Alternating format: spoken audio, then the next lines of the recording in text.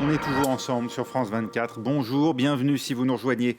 Dans l'actualité de ce mercredi 30 mai, retour surprise du journaliste Arkady Babchenko. Cet opposant russe réapparaît à Kiev alors qu'on avait annoncé sa mort hier. C'était en fait une mise en scène des autorités ukrainiennes destinée, d'après elle, à déjouer un projet d'assassinat bien réel des services russes. La police démantèle le plus grand campement de migrants à Paris. Plus de 1000 personnes évacuées vers des sites d'hébergement. C'est la 35e évacuation de ce type dans la capitale. Et puis la Belgique rend hommage aux 2 policières et à l'étudiant assassiné hier à Liège. Le tueur pourrait avoir fait une 4e victime. Les enquêteurs le soupçonnent d'avoir tué un ancien codétenu la nuit précédant la tuerie. Il est 19h à Paris. Bienvenue dans Paris Direct.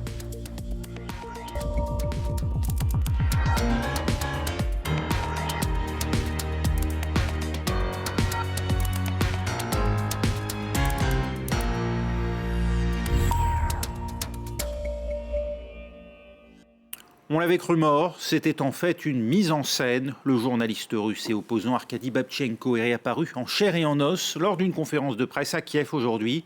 Pour les autorités ukrainiennes, il s'agissait de déjouer un projet d'assassinat bien réel, ourdi par Moscou. Les précisions à Kiev de Gulliver Krag.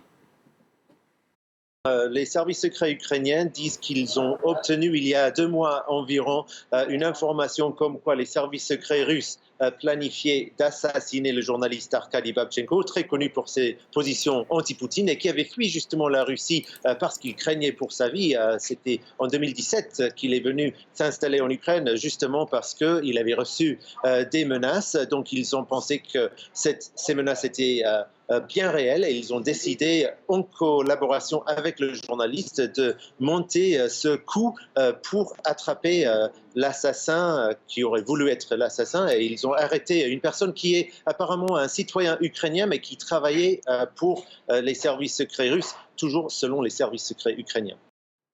Il n'y a plus d'occupants le long des berges du canal Saint-Denis. Les tractopelles déblaient les dernières tentes, là où cette nuit encore, près de 1500 migrants occupaient le pavé dans ce qui était encore le plus grand campement sauvage à Paris. C'est la 35e évacuation dans la capitale. Une évacuation dans le calme. Un peu plus de 1000 personnes, des hommes jeunes pour la plupart, originaires d'Afrique. Ils vivaient depuis des mois dans ces tentes, serrées les unes contre les autres, sans aucune hygiène. C'est très dur ici, il y a du rat, il y a du sale, il n'y a pas de toilette, il n'y a pas de douche pour laver, c'est très dur. Tous les gens sont malades. On n'avait rien à manger, rien du tout. Une évacuation sous surveillance policière avec l'aide d'associations. Beaucoup de migrants espèrent sortir de la précarité. Après, on espère d'être régulier. C'est la raison pour laquelle on est là, d'avoir des situations régulières. Après des semaines de bras de fer avec la mairie de Paris, le gouvernement a organisé cette évacuation. Les migrants sont amenés par bus vers 24 centres de mise à l'abri. Ces personnes ont été acheminées vers des gymnases, des lieux d'hébergement. 40% d'entre elles dans Paris intramuros, le reste en région parisienne. Voici l'un de ces centres dans le bois de Boulogne. Des tentes installées derrière l'hippodrome de Longchamp. Les migrants vont rester là pendant 1 mois, le temps que leur situation administrative soit examinée. 2 autres camps parisiens devraient être prochainement évacués. Minute de silence en début d'après-midi en Belgique. Le pays a rendu hommage aux 2 policières et à l'étudiant tués hier à Liège. Les enquêteurs cherchent toujours à comprendre le parcours du meurtrier, un délinquant de 31 ans qui se serait radicalisé en prison. Il est d'ailleurs soupçonné d'avoir aussi tué un ancien codétenu lundi soir, la nuit précédant la tuerie. Valériane Gauthier.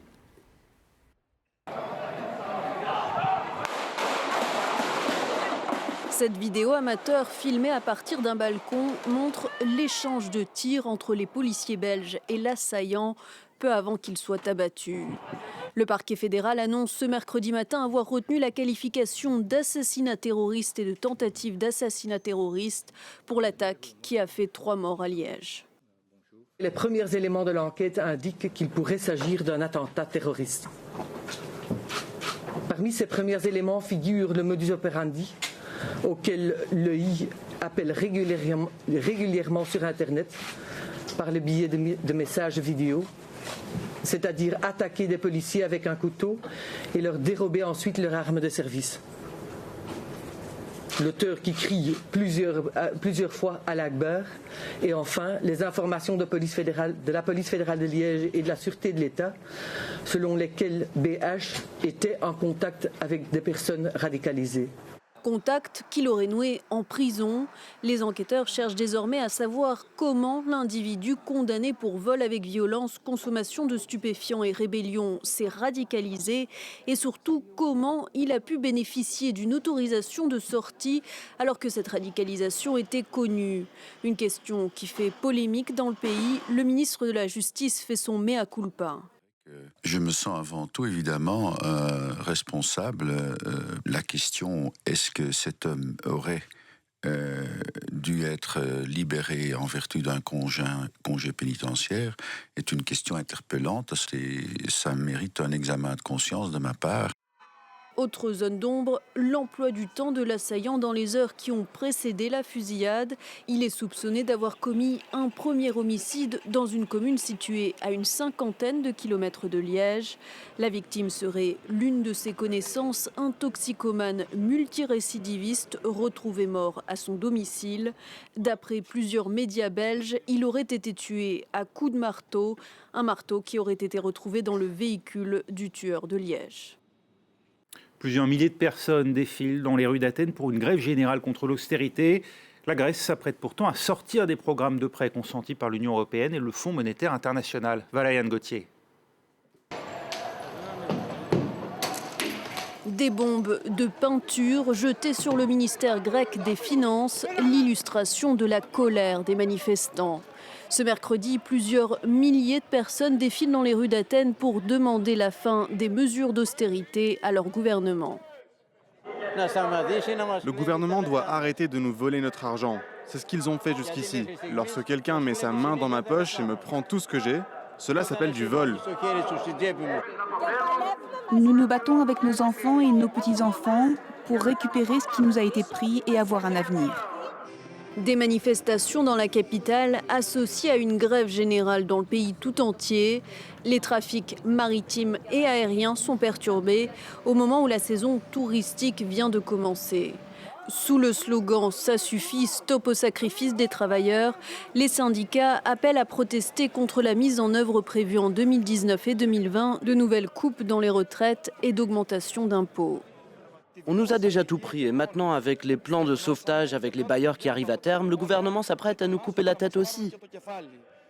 Cette mobilisation intervient alors qu'en août, la Grèce pourra à nouveau se financer intégralement sur les marchés financiers à l'issue du 3e plan de prêt qui lui a été consenti par l'Union européenne et le FMI en échange d'une purge d'austérité.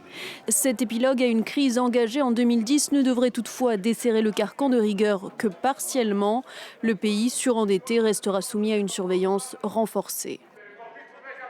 Un nouveau gouvernement pour la Catalogne, plus aucun de ses membres n'est emprisonné ni en exil. Le moyen, l'espèrent les indépendantistes, d'obtenir la levée de la tutelle de Madrid. Les autorités espagnoles qui avaient placé la région sous son contrôle après la proclamation d'indépendance le 27 octobre dernier.